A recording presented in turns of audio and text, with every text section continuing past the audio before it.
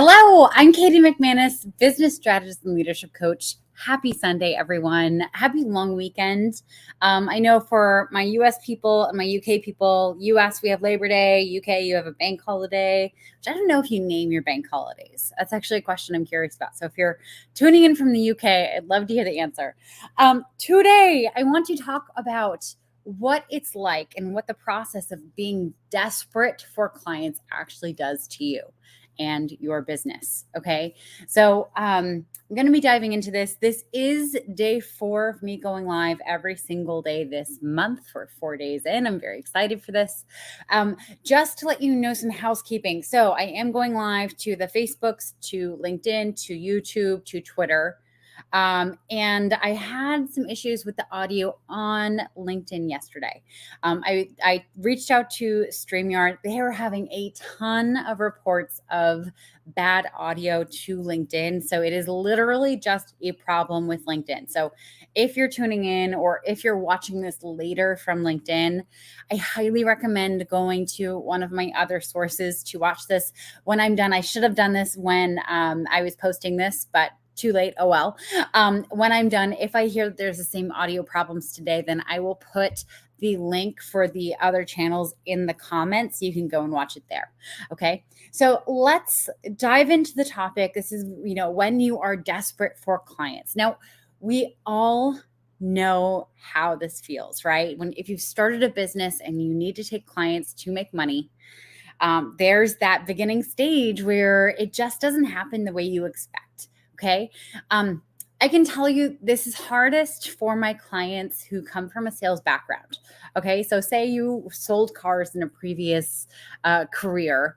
You have a quota. Your company sets your quota. Your company's been around for a couple decades. It knows on average how many cars you should be able to sell in a month. Okay. And generally, if you're a good salesperson, if you do your work, you can hit that goal.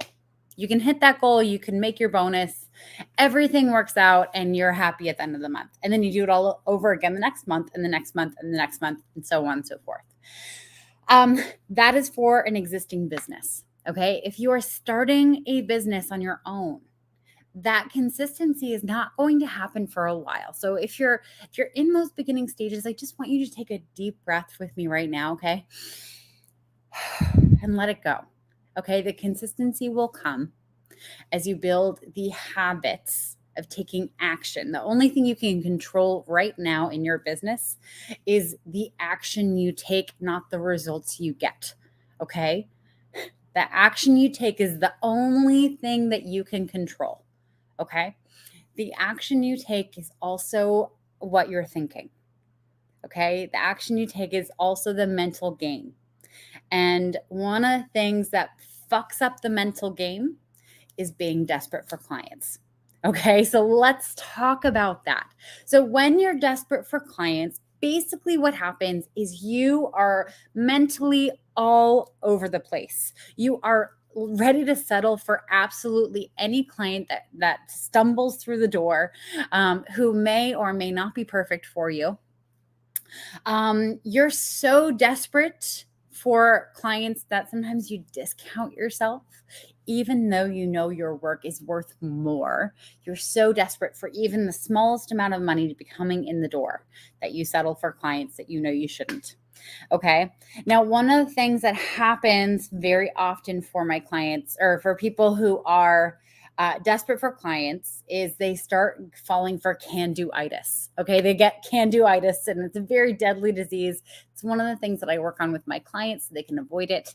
And it's basically you hear all these different little problems out there in the world that you could probably help someone with. And you're like, oh yeah, I can help with that. Yeah, I can help with that.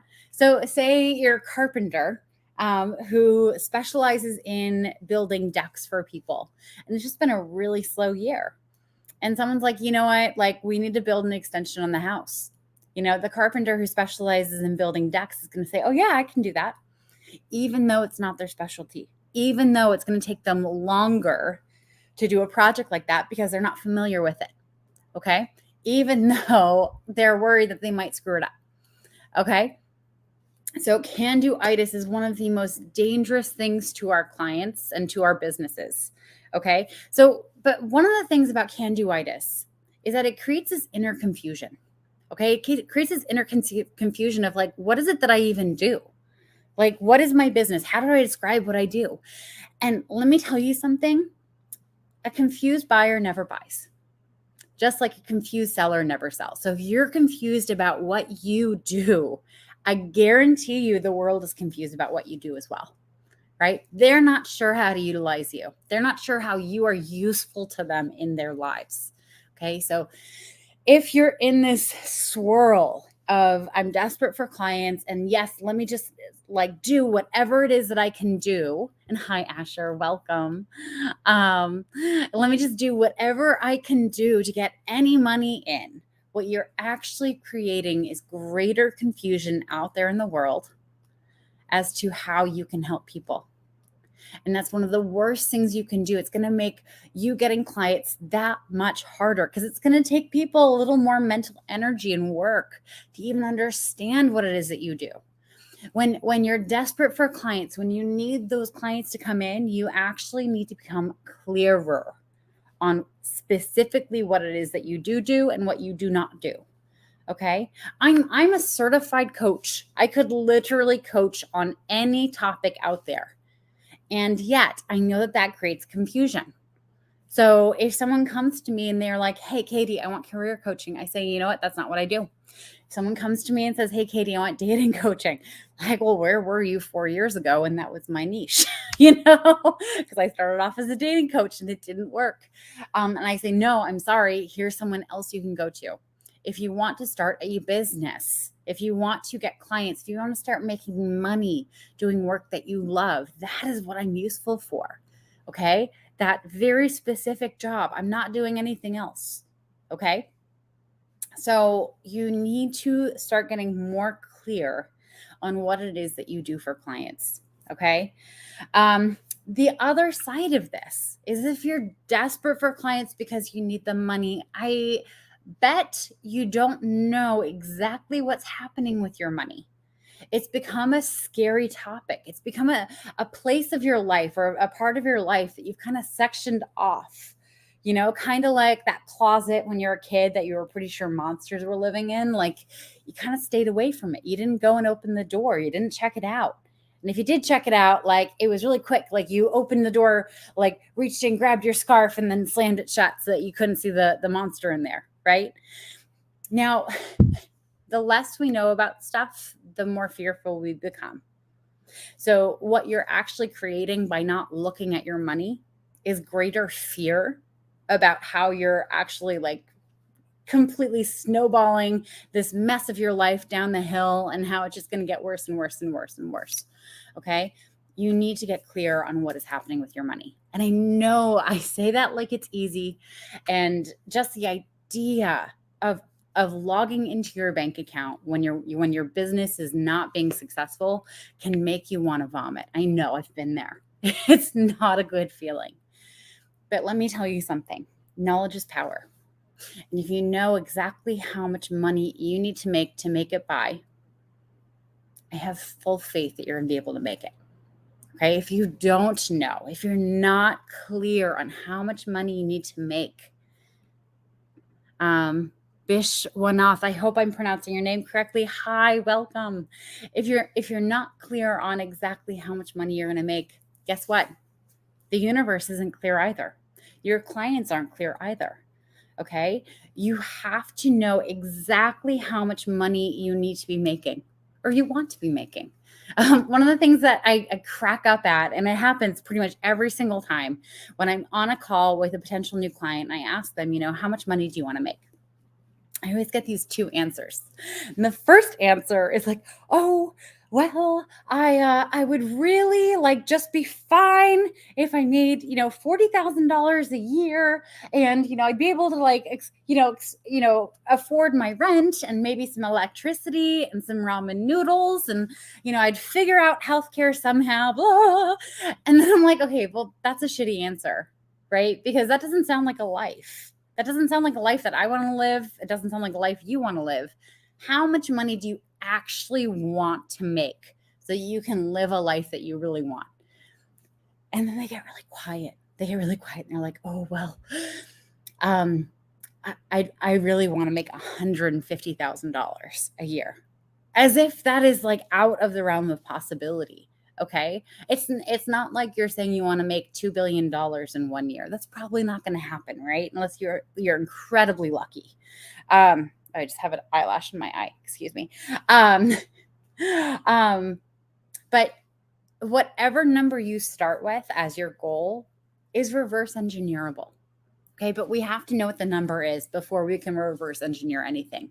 So getting clear on your money, I know it's scary, it's vomit worthy, like do it with a bucket nearby, it's fine. No judgment, but you have to do that. That is the first step. Okay. Now, the other side of this is back into the mindset of this, okay? Is that when you're desperate for clients, you're actually not speaking to your higher self. Okay, you're not speaking to your inner leader who knows everything that's possible for you. Okay, that is not the business person ally that you have inside you that you're working with. The person that you're working with inside you is your what if monster. And your what if monster is that monster that's like, oh my God, well, what if our house burns down?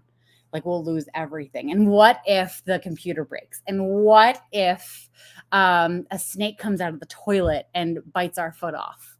Like how are we going to be able to run our business that way? And what if all of our clients start working with us and then they decide that they hate us all on the same day and they all want their money back, but we've spent it already? You know? The what if monster is kind of nuts, but very convincing, except for the snake out of the toilet thing, unless you live in a tropical area. But your what if monster, what it does is it makes mountains out of molehills. Okay. So maybe you got an email from a client that was like a question about their package. And your what if monster will take that one subject line. You haven't even read the email yet. They'll take the subject line and blow it way out of proportion and turn it into this client is unhappy with everything and your business is going to crash and burn. Okay? That's what your what if monster's prime talent is. Okay? You don't really want to listen to the what if monster. Because here's what happens. What you focus on grows. And your what if monster is going to have all the bad things in prime focus area of your awareness. That's a bad way to say it. Your what if monster is going to have you focus on all the bad things that could happen. And if what you focus on grows, guess what's going to grow in your life? All the bad things. Okay? So when you partner with your what if monster, you're actually manifesting all the shit that you do not want to happen in your life, in your business, instead of all the good things that you want to create in your life and business. Okay. You're manifesting nightmares instead of your dreams. I don't know about you. My nightmares suck. I don't want them in reality. Okay. So, one thing that you can do, or a couple things you can do to counter this what if monster, is to stop and celebrate any small, tiny win as they happen. Seriously, the what if monster has no ability to combat celebration, especially celebration when it came from your effort, when you created the good thing. Okay. And hi, Sean, welcome. Good to see you. The other thing is practicing gratitude, being grateful for the circumstances that you have, for the things that you have in your life, the people, the relationships, the success that you've already reached through your own efforts. Being grateful for all those things is another thing that the what if monster cannot handle. And finally, getting help, finding a mentor, learning how to do something that, is really holding you back in your business. So for instance, if you just do not know how to run a sales call, go and learn how to run a sales call. It's not an impossible skill that you'll never be able to adapt to. Some of the most talented salespeople, by the way, like they weren't born that way. It's a skill that you learn just like anything else. If you don't know how to market yourself, if you're not sure how to get people booked on a call with you, That's learnable as well. Every skill in your business is not something that you are either born with or born without. Okay. You can go and you can seek out help and you can learn how to do it. Okay.